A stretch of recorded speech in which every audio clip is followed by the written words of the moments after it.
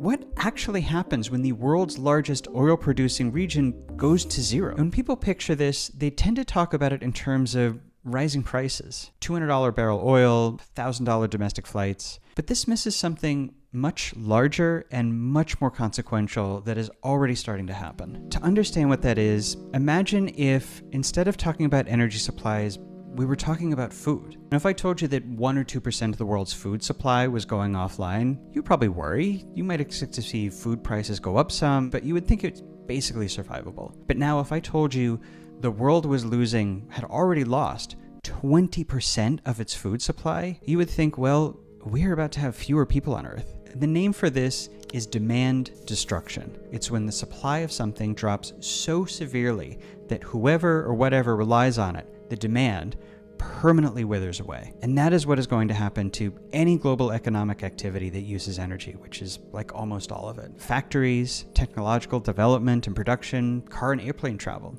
air conditioning, building homes or cities.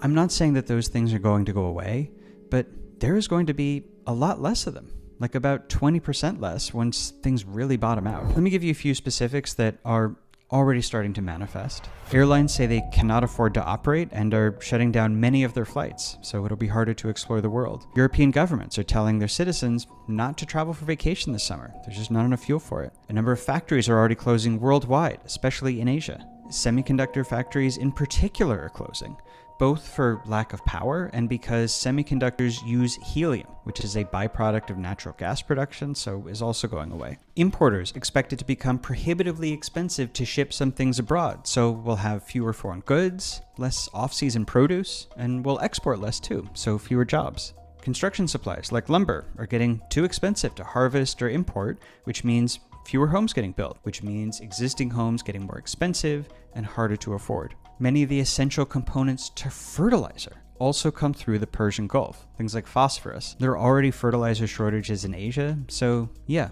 there will also be less food in the world. All of these things also contribute to inflation. Prices go up, harder to afford things, our standard of living goes down.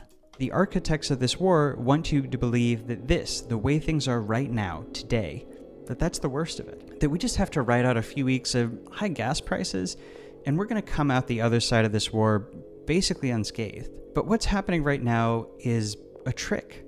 This lull it's fake. It's hiding the real consequences of this war, which are coming.